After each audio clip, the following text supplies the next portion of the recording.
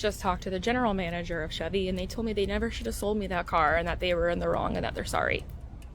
So now I have to figure out what I'm doing. Cool. Saying this, it's like system failure.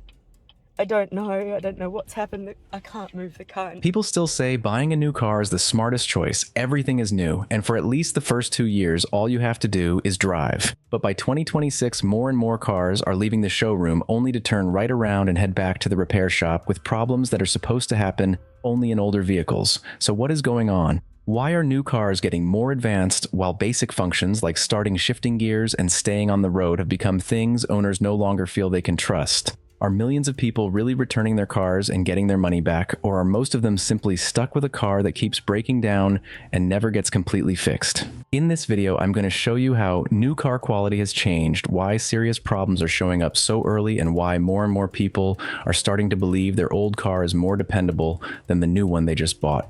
At the end, I will give you a checklist to help you spot the warning signs before you sign a car purchase contract. Watch this before choosing your next car because a few minutes of checking could save you from spending months in the repair shop. Buying a new car for peace of mind. Nearly $50,000, that was the average price Americans had to pay for a new car in June 2026, before taxes, fees, and interest. But what makes so many people accept that a price is not just the new interior smell, the big screen, or the modern features. It is the belief that the car is in the best condition it will ever be in. It has not been neglected by a previous owner. It has not been driven thousands of miles without getting the oil changed on time. It has not been through an unreported accident. It does not have a problem that was temporarily patched just to get through a test drive. A new car has no past. And to the buyer, that means peace of mind. They do not expect the car to stay perfect forever, but for the first 2 to 5 years, they believe it should run reliably. It should start every time they need it, shift normally, never lose power without warning, never shut down on the road. And it definitely should not need a new engine or transmission while it is still practically new. That is the unspoken deal when you buy a new car. The owner will take proper care of the vehicle. In return, the vehicle is supposed to give them a few years without constantly wondering what might go wrong. But when a new car loses power, shuts down, or needs major repairs during the very first year, the problem is no longer just one defective part. The entire reason they bought it is gone. And the next case shows just how quickly that promise of a few trouble-free years can fall apart. When a new car becomes a nightmare. I had to watch this video twice, and the second time I was even angrier than the first. She was not towing a trailer, climbing a hill, or pushing the vehicle to its limits. She was simply stopping at a stop sign, something so ordinary that no driver would ever think they needed to prepare for the worst. But her 2025 Jeep Wagoneer completely shut down while it was still in drive. She started it again. The dashboard immediately showed a warning related to the power steering. In just a few seconds, the new SUV people buy to feel safe forced its own owner to wonder, is it even willing to keep being a car? Honestly, this is where I started getting angry. Machines can break. I am not naive enough to think a new car will never have problems, but this was not a 20-year-old vehicle bought used with a questionable repair history. This was a 2025 model, the kind of SUV sold with promises of safety, confidence, and peace of mind for the family. And yet it could not even make it past a stop sign without turning into a question mark. Then I looked at the comments. Some people who said they worked with Jeep vehicles suspected the auxiliary battery for the stop-start system. The woman replied that if they were right, this would be the second time the battery had been replaced. The second time. A part can fail once. But when an almost new vehicle comes back with the same suspected problem, the question is no longer what needs to be replaced. The question is whether they ever found the root cause. The owner should not have to record videos, decode warning messages, and ask strangers online what is happening to her SUV. The video does not tell us the mileage, how many times the vehicle had been to the dealership, or what the official diagnosis was. It also does not prove that every Wagoneer has this problem, but the vehicle shut down right there on camera. She had to restart it. The warning appeared. One vehicle can be an exception. But when other owners start telling stories that sound disturbingly similar, that exception starts looking more like a warning sign. Problems that are no longer isolated cases. After Addison's video, I still wanted to believe this was just one unlucky Jeep. Machines can break. But then I watched April Lynn's video and the story became a whole lot more troubling. April was driving her 2025 Mercedes-Benz C300 with about 16,000 miles on it. She pointed the camera down at the dashboard. The center screen was completely black. The instrument cluster in front of her was black too. No speed, no fuel level, no gear position, not a single warning on the screen. She turned the car off, started it again, locked the doors, and unlocked them. Nothing changed. I am sorry, but this is no longer just an entertainment screen freezing up. If the radio stops working, I can drive home in silence. But when your speed, fuel level, and safety warnings are all displayed on a screen, and then that screen disappears, the driver is basically left guessing what their own car is doing. April said flat out that she had no idea how fast she was going. The nearest Mercedes dealership was about an hour and a half away. A 2025 car with only 16,000 miles on it, and the immediate solution was to somehow get it to a repair shop without being able to see the speedometer. I do not call that convenience, I call that an electronic failure that has turned into a safety problem. A few days later, Mercedes-Benz filed a recall covering more than 144,000 vehicles from model years 2024 through 2026. The filing said the infotainment software could reset too many times, causing the instrument cluster to go dark while the vehicle was moving. The fix was a free software update. That number represents the vehicles covered by the recall. It does not mean all 144,000 plus vehicles actually experienced the problem, but it does confirm that what April recorded cannot simply be brushed off as a screen having a bad day. Then another video appeared from the account One Lucky Wife. The text on the screen said she had been stranded for nearly 2 hours, and she blamed her Volkswagen. This is where I have to pause. The clip we have does not clearly tell us the model year, or the technical cause, so I'm not going to claim that the Volkswagen was locked up by an update or by any specific failure. But that image captures a feeling that many modern car owners are starting to understand all too well. A car does not need a blown engine or a destroyed transmission to leave you helpless. All it takes is one system you do not understand, cannot bypass, and cannot restart on your own to keep you stuck in place. And honestly, that is what makes me the angriest. You bought the car, you are making payments on it, but when the software decides not to cooperate, you become the outsider staring at a machine worth tens of thousands of dollars and waiting for it to give you permission to continue your trip.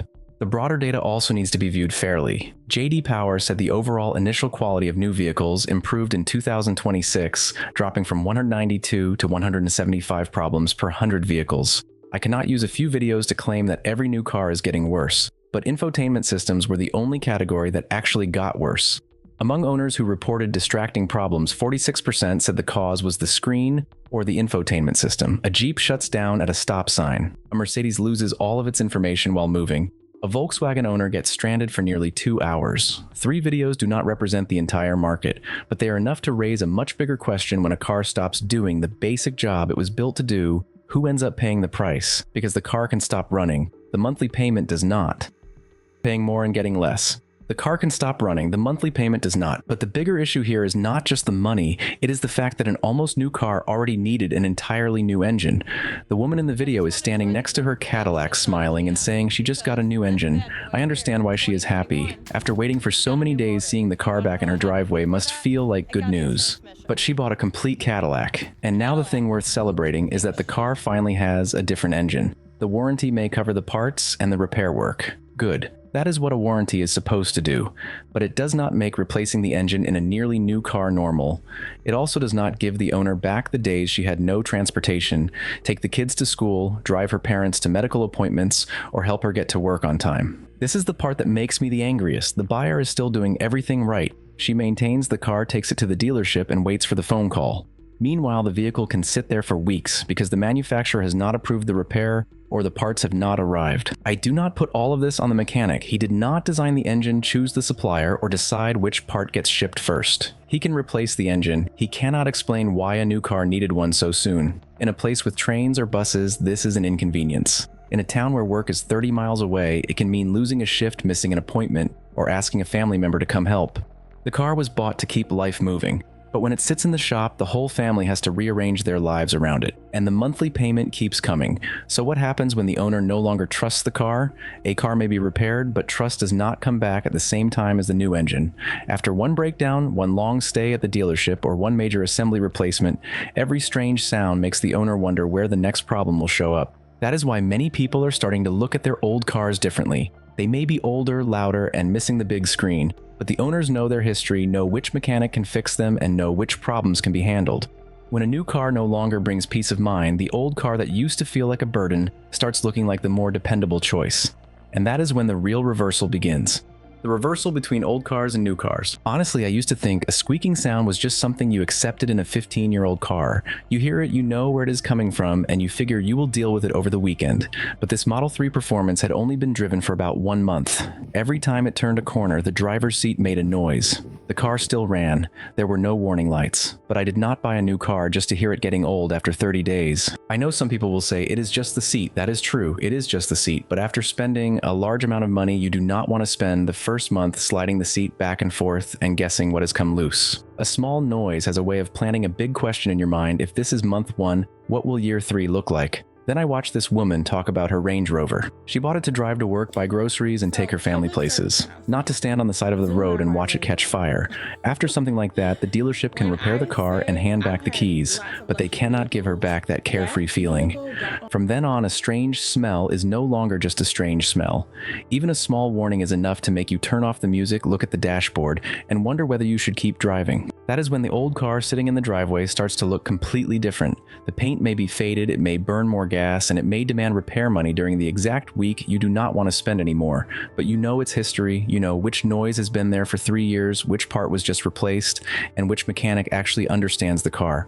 I do not need a perfect car. I need a car that does not make me play detective every morning. New cars still have plenty of valuable safety technology. I do not want to go back to a time when cars did not have airbags or stability control. But when an old car is fully paid off, can still be repaired, and its owner knows its weaknesses, keeping it is no longer stubbornness. It is a calculation. An old car may need $2,000 in repairs. That hurts. But it is still different from 7 years of payments, higher insurance, and a car that forces you to return to the dealership every time a new problem appears. Americans are not keeping their old cars because they hate technology. They are keeping them because they know what they own. With many new cars, you pay the full purchase price but still have to wait for the manufacturer to allow the diagnosis update and repair. And that is when I started wondering, are these companies still selling cars, or are they selling dependence? When ownership turns into dependence. I used to think modern cars were hard to repair simply because they had too many electronics. But that is not even the most frustrating part. A small failed sensor may be built into a much larger assembly. You are not allowed to replace only the failed part. You have to buy the parts that are still working too. And even after everything is replaced, the car may still not run because the new module sometimes has to be programmed to match the exact VIN. That means the mechanic can find the right problem and install the right part, but the car may still have to wait for the manufacturer to allow it to operate. I am not against technology. I am against paying for the car in full and still not having complete control over how it gets repaired. Then there are the subscription packages. The hardware is already installed in the car, but buyers have to keep paying every month if they want to use certain features. The car has already been sold. The manufacturer still wants to collect more money. Driving data can also become another source of revenue. The FTC finalized an order addressing allegations that GM and OnStar collected, used, and sold location and driving behavior data from millions of vehicles without providing proper notice or getting proper consent. You think you are simply driving to work, but where you go, how fast you drive, and how you brake can all become commercial data. The FTC has also pointed to familiar problems involving the right to repair designs that are difficult to take apart, restricted parts, and proprietary diagnostic tools. Car owners are not asking for anything unreasonable.